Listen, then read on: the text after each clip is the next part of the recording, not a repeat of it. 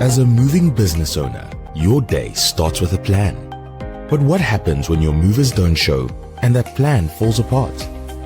Last minute no-shows. You're left to bootstrap, jumping in as an extra body. Yet sometimes, even that's not enough. This isn't just a disruption, it's a barrier to your business growth. Introducing Moving Force, your on-demand moving team. With Moving Force, say goodbye to no-shows and hello to peace of mind.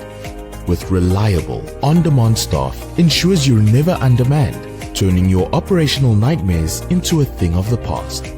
Moving Force, where every day is moving day and every move is smooth. Empower your business and keep growing without missing a beat. Join Moving Force today and move forward with confidence.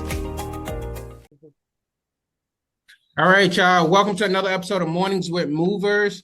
I am not prepared today. I don't know what to tell y'all, but of course I'm Dwyght with Mack with Moving Force as well as Mack's Moving Training. We got Ryan Marsh in the building with Supermove, and we got Ericka Scott joining us from. And I'm not sure 100% of the details because I didn't prepare for this meeting, but Ericka, if you want to give us a breakdown, and then I'll pick up from there.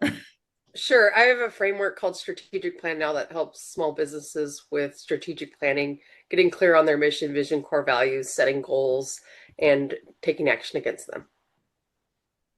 I like the short intro. I like it. I'll tell you, some people will be having a book to go off of. So all right. So I guess kind of like put that into terms. Like, what is your flow or SOP like when it comes to shaping the business owners' minds? Sure. So I have a process that involves some assessments where you answer some questions, kind of like why you started the business. Do what are your unique differentiators and goals, and like where you want the business to be, in 5-10 years. And then I put it through. I leverage AI, excuse me, quite a bit in my process. And then I can also help business owners learn how to do that as well.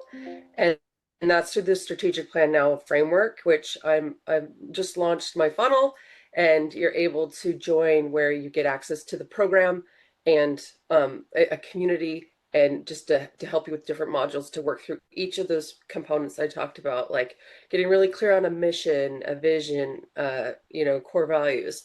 So I say, like, your business is like a car on a road trip, right? And your mission is why you're on the trip, and your vision is how you know you got there. And there's all these other parts that work together to make it work really well. And the more clarity you have about who your business is, so I say, that's kind of really foundational. And the more clarity you have in that, it's going to help you be able to speak to when you're hiring, or just in the culture of the organization in general, as well as when you're promoting to external audiences, whether it's clients or even letting your marketing, like if you're working with a marketing company, letting them know like who you are, and that core piece of that strategic plan overview can really help with that. And it just sets the tone for how other things flow in the organization. Okay. So I guess, what is your ideal avatar for a client? Anyone who has a business, an idea, or an established business. I really want to help all businesses. The framework that I put together is based on a lot of research and experience and actually doing it. I say it's industry agnostic, meaning it's worked for a lot of different industries, different sizes. And so I've traditionally worked one-on-one with clients on implementing this. And that's now with Strategic Plan Now and the new program, I'm making it accessible to the everyday business owner, or even just somebody who has an idea and they need to flush it out. It's a great tool for that. So I'm going from where I just worked one-on-one to having it be available to a lot of different users, so that they can really get the benefits of some of those larger corporate strategies, but in bite size, and able to apply it in their business. Okay. So I think And you're frozen on my screen. He's got that grumpy mug look. He is absolutely frozen Jeez. there. That's great. Oh, geez. Can you hear me? Yeah, I hear Can you good, hear hear you. you good, but looks like you're frozen Yeah, with I could see just myself being elbow. frozen. It's weird. But I swear, y'all, I ain't mad. It's just a new year. Let's see. It's the Wi-Fi connection, which is pretty horrible. But all right. So Ryan, did you have any questions, I guess get it going while my screen unfreezes? Last minute crisis? We've got you covered. When your moving staff is short, moving 4 steps in. Instantly connect with a network of trusted movers ready to handle the job. Fast sign-ups, trusted network, reliable solutions. Don't let last minute issues slow you down. Help is just a tap away. Download the app and sign up for free today. Yeah, I guess the one thing is, obviously, Eric, you speak with a lot of businesses, a lot of business owners.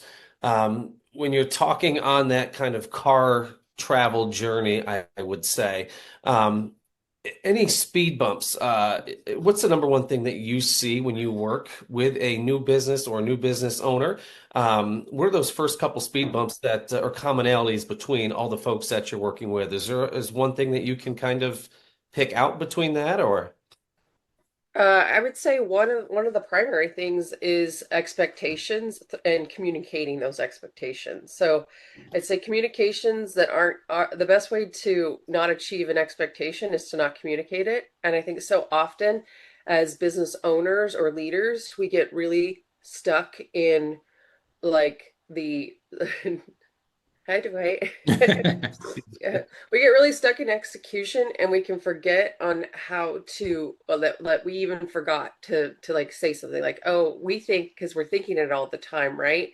And maybe like it happened in a manager's meeting or it happened in a meeting where everybody's not there, and so having clear communication once you have clarity on those things can really help the flow as well as like consistency in when you meet what you talk about so that your meetings are like kind of have structure or you know like what you're going to talk about, how you prepare before meetings, not in the meeting. So it's like, having coming to the meeting ready to execute and just work out problems, remove those roadblocks or those speed bumps so that you can move forward faster on things. What's your stance on meetings? Because I am I've got a funky take with this one. Are you a fan of 30-minute, 45-minute, hour-long meetings? Or are you more of a fan of that quick, high-touch 10 to 15-minute huddle? I'm a fan of what works for the business, and I think it's really important to know what the business is, how it functions, and if things are working well with whatever you're doing, then great. But if you need more structure, there's ways and different tools that you can use to make sure that when you do have meetings that they're as productive as can be. So I've worked in industries where there is a daily huddle that's very, top line, execute just the most critical things that need to be said that day. And then, the 30-minute manager meetings or, even a stand up, like, but having structure. So one of the tools that I use, hold on.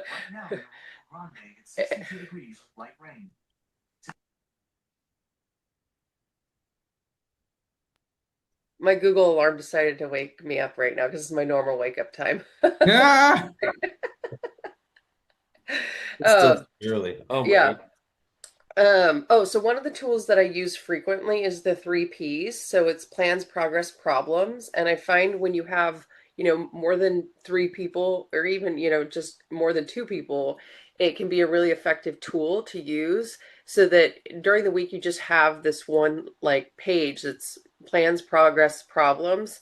So in the meeting, you're going to figure out, okay, what are my plans for this week? And then as you go through the week, you're going to highlight what problems you encountered and what progress you made, and then you come back to the meeting the next week, and it gives a really clear, simple structure, and then everybody gets 5 minutes to update, and then as a team you can decide how to remove those roadblocks and maybe shift priorities if you need to based on what those roadblocks are or what the problems that were encountered, and then the boss, the owner, they can start to, if they have new information, then that's another place where like it's becoming really succinct. So it doesn't become in those manager meetings or that one person is the squeaky wheel, right? It's like when you have that structure and you rotate who starts and you keep it, say, you know, it's a 5-minute update so that, you know, people stay on task, then you can really get through those meetings faster.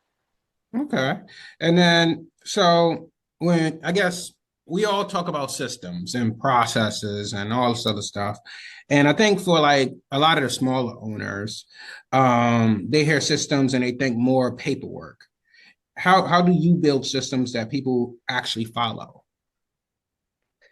So the system that I use for strategic plan now sets that foundation, and then there's the next phase is you start to map out what are the goals of the organization on an annual basis, and then what are the key functional areas within the business that own each part of those or that build out the initiatives within there. So we go from annual plans down to program area plans or goals, and then tactics and metrics that are actually going to measure those. So once you start to create this roadmap, so to speak, of your annual goals, your departmental goals, you have visibility that allows, you know, the yourself to like stay, you know, when you see it and you can put it up on your wall or up, you know, revisit it on a weekly basis, then you're gonna stay and have more progress towards it.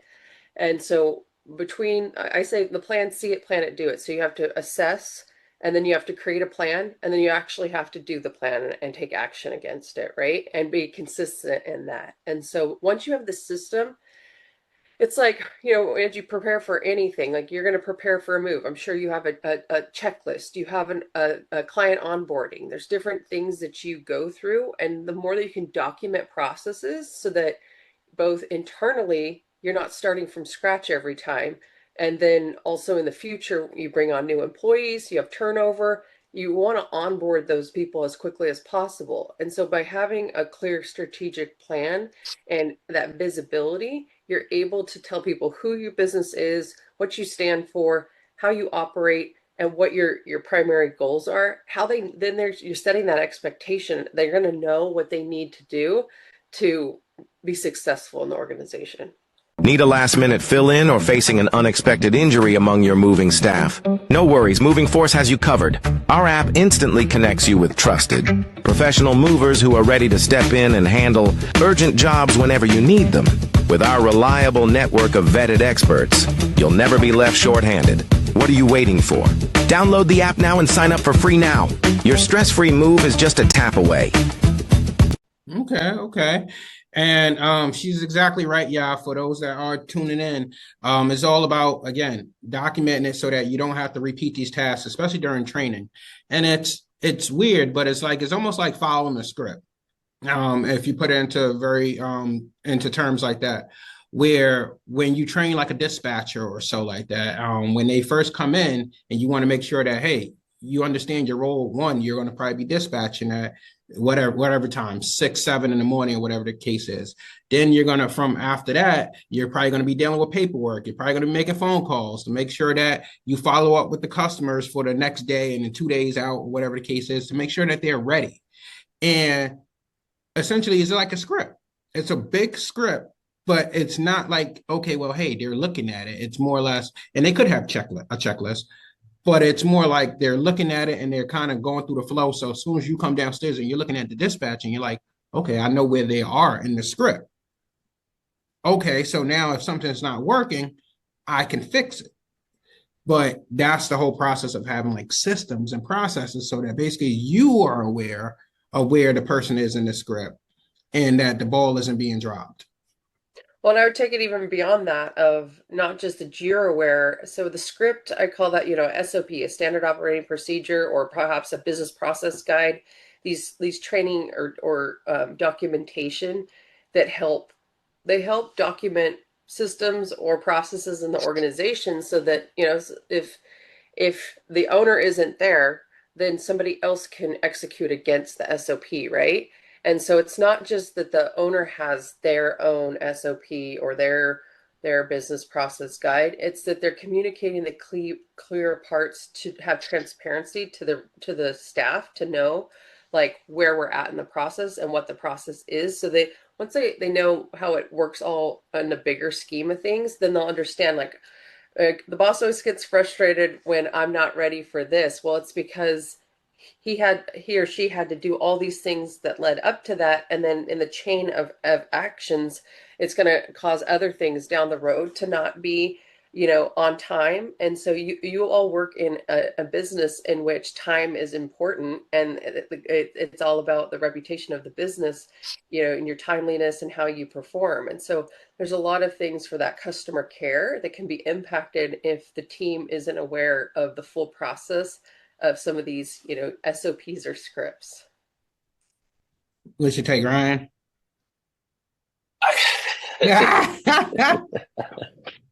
No, you want to know what I'm thinking right now? And I don't even want. I'm thinking it is 2026, New Year's Day. Poor Erica got up at probably 5:15 West Coast time to jump on this. I'm in a hoodie and a hat. I'm like half asleep. Still feeling like crap coming back from vacation. You can still hear it in my voice. I'm just I'm gonna pass on this one. Okay. No, my brain is just absolutely mangled right now. Like absolutely mangled. Erica, so how can leaders create accountability without becoming the bad guy or micromanaging their team? Hire me. Y'all heard it first. Yeah. So I think again, going back to the clarity and who you are and what you do allows you to point back to, hey, and when people understand why you're doing something, then they're a little more forgiving when things don't go the way they want, or that everybody has their own agenda, right? But when you have more transparency across different areas of the business, and they start to see like, oh, yeah, this year we're investing in storage for our, like there's a reason to why the decision was made the way that it is. And it's not just because the boss doesn't want me to have what I want to have. It's that as a bigger group, we're, this family that works together, and it's not always going to be me that gets to win. Like we win together because we know what's happening. And so I think by having that clarity and reinforcing the culture of things, and that's where again that mission, vision, core values, like when you have a common set of core values or strategic objectives, like it starts to say who you are, and then they can work against those.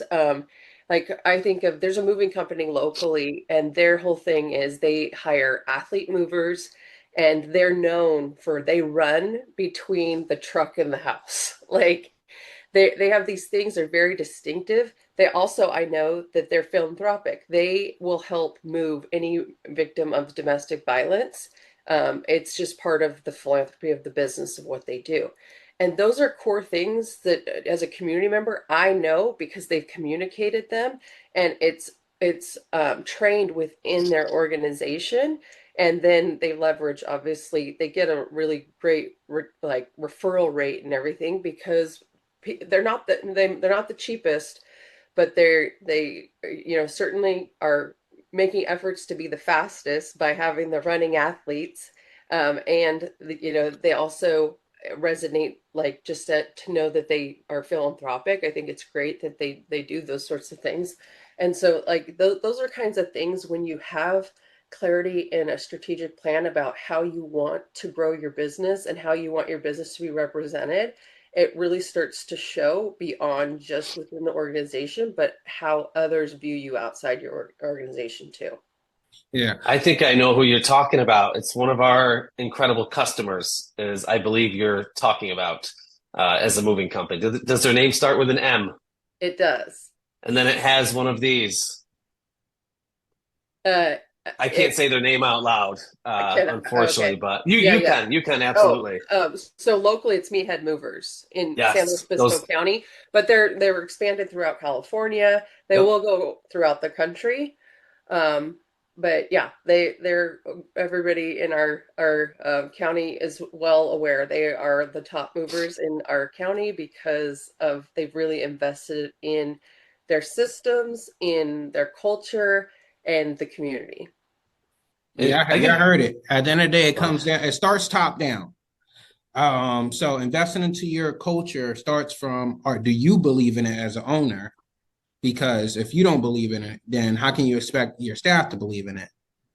And you can't use that motto, do as I say, not as I do, because that obviously won't be sustainable. And a quick question, Dwyght, if possible, for Ericka. You you hear everybody talk about transparency with business ownership, leadership, this, that, executive teams, transparency. How deep? I guess not even how deep, but when I hear all these people talk transparency, what type of transparency would you say is probably the most important? Are we talking financials and numbers, and how deep is the transparency going with the successful companies that you're working with? There are definitely layers to transparency when it comes to, but what is a good tool is to have a dashboard, and you have a dashboard for the whole company that says, things like, days without accidents, OSHA, right? Oh. Like, what are the key metrics, things that are important that you think about all the time, right? That you're like, hey, we need to have X amount of moves this week. Like, we need this size, like whatever some of those metrics are. And that's again through this process. Like, when you get really tactile from what here's the tactics we need to do, and here are the metrics. How are we going to measure if we were successful? And so some of those things, I think, like having that dashboard that's visible, whether it's texted out in just a image to the team, like however you normally communicate. If you're not coming together and have a break room or something like that, it's like getting that message out and saying, okay, last week we did this, like, great job. We're so many days without an accident or an incident. We've had 2 new positive reviews.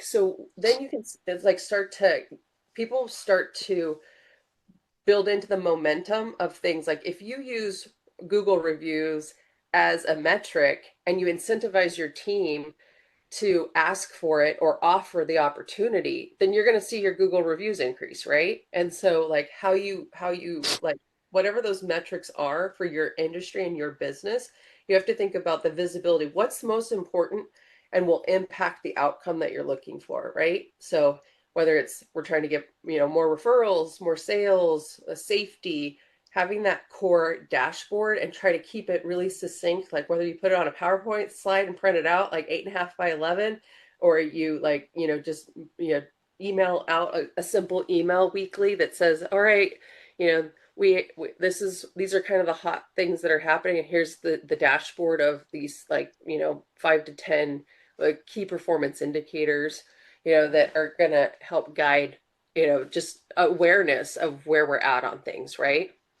And sometimes, like, numbers, they tell a story, but you want to make sure you're telling the right story. So it's like from week over week, like this holiday, right? So if you looked at, like week over week, or that there wasn't, that like we had it's down greatly. You're like, well, yeah, it was a holiday, so that makes sense. So sometimes even adding the metrics of if it's year over year, so that again can help inspire people within the organization to say, man, look how far we've come since last year. Like, last year we only were at this many moves per week, or whatever that metric is. And so I help businesses get clear on what some of those metrics are. Are you in search of a side gig? Get ready to land the ultimate side hustle. Don't let this opportunity slip away. Join Moving Force as a mobile mover. Enjoy the freedom to set your own hours, earn excellent income, and be your own boss. Apply now. Download the app for free, available on the App Store. It's time to make a move, both figuratively and literally. No, I was going to say, is there such a thing, as both for you and Ryan, is there such a thing where it could be too much KPIs, and people tracking the wrong things, versus, and trying to track everything, Yeah, I mean, I think analysis paralysis. You get too much going on and it's too hard to keep up with. That's why really narrowing it down to what are the most important things. Like I worked with a bowling alley, and they had a bar, a restaurant, an arcade, the bowling center, a conference room. So they had all these different business entities. And what it came down to was the metric of lane utilization, which they could track, and how much the lanes were utilized impact all the other things. And so by focusing in on one, and that's where getting really clear on, what are you tracking now? Why are you tracking it? And what does it really tell you? And so getting to the heart of, what's the story again? And how is it influencing or informing us to make decisions or how we're operating, right? So yeah, I mean, I think at a quarterly basis, it's great to look at larger numbers. Bring in, especially if you're owner operator, and this isn't you want to focus on the business and not have to worry about the numbers. Like, work with a bookkeeper or a CPA and have quarterly meetings, but again, establish what that looks like.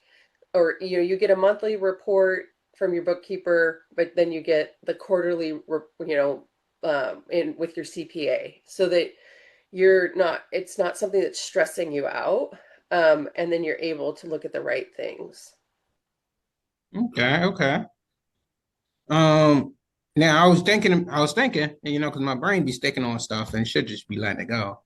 But just now with that moving company out there, now those guys are literally running from the truck to the house. They do. They jog. They hustle. There's another company on the East Coast that does the same thing. I watched them this summer in action on multiple jobs. Gentle Giant Moving, literally, Dwyght, they grab boxes and they jog up the stairs. These guys don't just mope around. They are just getting it. And Aaron and his team out in California do the same damn thing. It's really cool to watch. It's a paid work. It's a paid workout. Is how it's a paid workout. All it. right. I'm just thinking, geez, hopefully they ain't jogging with that dress on now too, man. Like, hey, I need you to back up. No. It's more or less like coming out of the house. They're not necessarily running with great grandma's esteemed lamps and Mona Lisas. No, when they're hustling to and from that truck, that's when they're cranking away. But yeah, when they're actually moving the furniture, they're not sprinting up 3 flights of stairs with a grand piano, Dwyght. All right, cool. My vision's but running crazy. Overall, it gives this personality and like the essence of what this business stands for to the community and even beyond. Like, that all the way in New York, Ryan knows that who they are and what they do. And so another example would be I'm in a networking group with a construction company, and they have almost like a summary sheet in their leave behind that they'll give to a client. It's a 1 page that says their expectations of their employees, what they can expect on the job site, right? And so for them, it's our workers don't smoke, there's no profanity, like this like checklist of things. And it's like, if you see, or like you won't see somebody in our business do this, but if you do, we want to know, because that's not how we're trained or that we represent our business. And so it's just kind of this commitment to the customer that they do as a leave behind. And then it's like, depending where you live, or you're like, I'm not gonna have to worry about them blocking the neighbor's driveway or things like that. So it's like those little differentiators that can really help set you apart, that you're like, why would they go with you if there was somebody cheaper? Or maybe you are the one that you're like, okay, our thing is that we're cheap. So, don't, like, these are the things that you need to expect, is like, we might be a little bit later or earlier or whatever, because we're fitting you into jobs. Like, just being able to speak to the value proposition that's unique to your business, so that it's clear. Again, that communication and clarity about who you are, what you do, who you serve, how you do it. What's your differentiator between other moving companies? Okay. All right, y'all. So we are at the top of the time. Thank you so much, Ericka, for joining us. If you want to leave your calling card, that'd be great, so that, hopefully you can sign up some more businesses for your business. I'll let you take off. Go ahead. Sure. My website is strategicplannow.com, and that will explain everything for the small business owner that's looking to get started. We also offer one-on-one. I do one-on-one support for businesses if they're looking for more support in the strategic planning process and getting clear, helping them through the things I talked about already and get there, faster because they're not having to do it on their own. But yeah, strategicplannow.com will give you most of the information. I also have another business, bookacoo.com, and that helps pair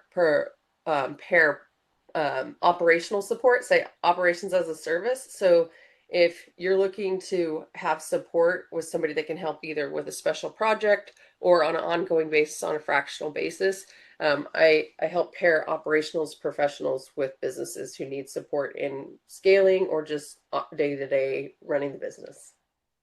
Okay, nice. All right, y'all. So we are at the front of the year. We got to get it. We got to set the tone right, and we got to get after it early so that we can meet the goals that we expect. Set the goal a little higher than what it was last year so that you either meet where you were or exceed where you were. But you got to set the tone. Moving Force is your on-demand team for every move. So if you guys need the extra guys to get the extra work, we are your team to go to. Ryan from Supermove, he gonna tell you how it is. So Ryan, if you want to take us home. Take it home, man. It's sunny in the Northeast, which is the first time I think I've had sun in about 3-4 days. But no, just again, appreciate you, Dwyght, for standing up this morning to movers on Thursdays and always showing up for the industry. No, just wish everybody well and an incredible 2026. Keep the foot on the gas, and I can't believe how 2025 is over just like that. I feel like it just started the other day. So. No, I'm good. I'm gonna go enjoy the rest of the day with some family here and get fired up and ready to start the day tomorrow. Let's go. All right, y'all. Take care.